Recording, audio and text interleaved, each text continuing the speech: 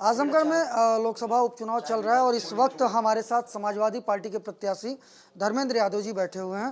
धर्मेंद्र जी, क्या लग रहा है 2019 का चुनाव और 2022 के चुनाव में काफ़ी बदलाव देखने को मिल रहा है, क्योंकि 19 में अखिलेश यादव जी थे और अब 22 के उपचुनाव में धर्मेंद्र यादव हैं। तो क्या आप देख रहे हैं बदलाव? स्वाभाविक तौर पे आदरणीय राष्ट्रीय अध्यक्ष जी और कैंडिडेट के तौर पे उनका स्तर, उनका स्थान बहुत ऊंचा। लेकिन आजमगढ़ के लोग उन्हीं के चेहरे को देखकर, पार्टी के निशान को देखकर आदरणीय राष्ट्रीय अध्यक्ष जी के सम्मान में, माननीय नेताजी के सम्मान में ही वोटिंग कर रहे हैं। इसलिए हमें उम्मीद है कि समर्थन व्यापक मिलेगा। लेकिन 2019 के चुनाव में सपा और बसपा मिलकर के चुनाव लड़े थे। 22 के उपचुनाव में समाजवादी पार्टी अलग लड़ रही है, बहुजन समाज पार्टी अलग लड़ रही है और बीजेपी लड़ रही है। तो दलित और मुस्लिम और यादव जो वोट हैं, आपको क्या लगता है कि माइनॉरिटी आपको वोट करेगी या फिर यहाँ के लोकल कैंडिडेट को वोट करेगी? देखिए, 19 का भी जिक्र आपने कर लिया, इस उपचुनाव का भी जिक्र कर लिया। बीच में एक विधानसभा का चुनाव भी आया था जिसमें बहुजन समाज पार्टी हमारे साथ नहीं थी, बल्कि पूरे उत्तर प्रदेश में बहुजन समाज पार्टी बीजेपी के साथ मिलकर समाजवादी पार्टी को हराने के षड्यंत्र में शामिल थी। लेकिन आजमगढ़ के जागरूक लोग 2022 में कोई ये ना कह पाए कि 19 में बहुजन समाज पार्टी की बदौलत पार्टी की जीत हुई थी। पार्टी तो 2012 से आप उठाइए, 12, 14, 17, 19, 22 लगातार हर चुनाव में आजमगढ़ की जनता का आशीर्वाद, समर्थन पा रही है। और 2022 का जो विधानसभा का चुनाव का परिणाम आया वो लेटेस्ट परिणाम है, 3 महीने पहले का परिणाम है, और वही परिणाम लोकसभा में दोहराएंगे लोग। इस बार उपचुनाव में यह देखने को लोग अक्सर चर्चा भी कर रहे हैं कि अखिलेश जी प्रचार करने के लिए धर्मेंद्र यादव का नहीं है, और साथ ही साथ अगर बात करें जो है तो विपक्षी इसको मुद्दा भी बना रहे हैं कि क्या यहाँ के कैंडिडेट नहीं थे जो कि धर्मेंद्र यादव जी को बाहर से लॉन्च किया गया। देखिए, विपक्षी ना हमारी चिंता करें ना हमारे राष्ट्रीय अध्यक्ष जी की। आदरणीय राष्ट्रीय अध्यक्ष जी की पल पल नज़र इस चुनाव पर है, और चूंकि आजमगढ़ जनपद में इतनी शानदार और वरिष्ठ लीडरशिप है पार्टी के पास कि उस लीडरशिप ने ही पूरे प्रचार अभियान को अपने जिम्मे लेके, अपने कंधों पे लेके प्रचार अभियान को बेहतर से बेहतर चला सकते तो चलाए।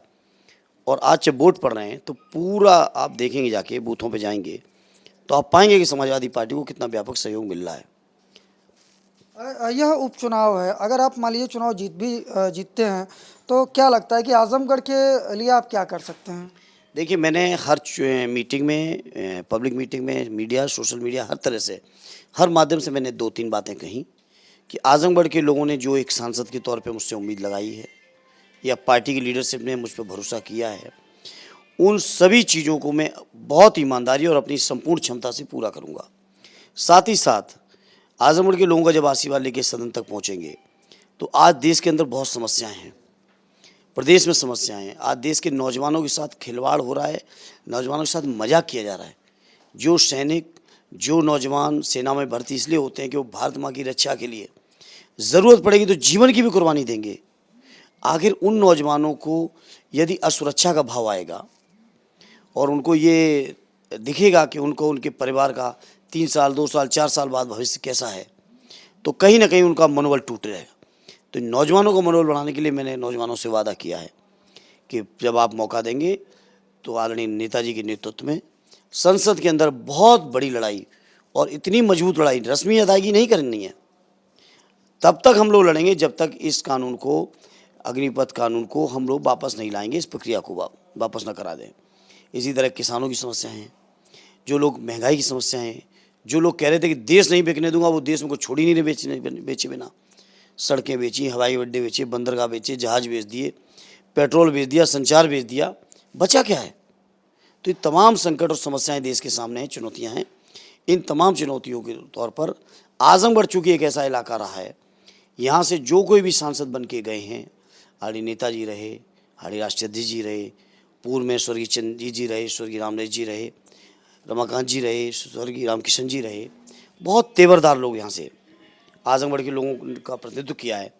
मैं कोशिश करूंगा कि उसी परंपरा को मैं आगे बढ़ा सकूं और आजमगढ़ का जो तेवर रहा है उस तेवर को सदन के अंदर दिखाई दे। बीजेपी एक मुद्दा यह भी उठाई है इस चुनाव में कि अगर वह चुनाव जीतते भी हैं तो विकास किस तरह से करेंगे? बीजेपी के मुद्दों से पहले मैं पूछना चाहता हूं कि बीजेपी के लोगों ने 8 साल की दिल्ली की सरकार, केंद्र की 5 साल की यूपी की सरकार गुजार दी, आखिर आजमगढ़ को उपेक्षित क्यों रखा? प्रशासन तो यूपी का ही था, सिस्टम यूपी का ही था, बजट यूपी से ही आना था। आखिर उपेक्षित क्यों रखा? और अगर उपेक्षित रखा तो आज बीजेपी के लोगों को कोई नैतिक अधिकार नहीं कि आजमगढ़ के लोगों से वोट भी मांग पाएं। उनका तो कहना है कि विश्वविद्यालय हमने दिया, पूर्वांचल एक्सप्रेसवे दिया, और भी विकास के कई काम हमने किए हैं। वो विश्वविद्यालय की रस्म अदायगी की शिलान्यास की कहाँ पे, जरा मैं आपसे अपील करूंगा, निवेदन करूंगा, आप जाके मौके पे चेक करिएगा कितना काम हुआ है, सांच को आँच क्या। हाँ, ये विकास की अगर बात करेंगे आजमगढ़ में तो माननीय नेताजी और माननीय राष्ट्रीय अध्यक्ष श्री अखिलेश यादव जी और हमारे समाजवादी पार्टी के साथियों ने, नेताओं ने मिलके जो आजमगढ़ की, आप शुरू करिए आजमगढ़ की कमिश्नरी, आजमगढ़ का राहुल शासकीय जिला अस्पताल, आजमगढ़ की पीजीआई, आजमगढ़ के अंदर सठियाओं की शुगर मिल, आजमगढ़ का हवाई अड्डा, आजमगढ़ की कृषि विश्वविद्यालय, सारी की सारी चीज़ें समाजवादी पार्टी की सरकार की देन है। इस बात पर कोई आजमगढ़ वासी अगर सवाल उठा दे तो आप मुझसे जवाब ले सकते हैं। तो आजमगढ़ में उपचुनाव चल रहा है। अब आज मतदान के बाद 26 तारीख को यह क्लियर हो जाएगा कि आजमगढ़ किसे अपने सांसद के रूप में चुनती है। आजमगढ़ से न्यूज़ नेशन के लिए वीडियो जर्नलिस्ट विवेक के साथ रवि प्रकाश सिंह।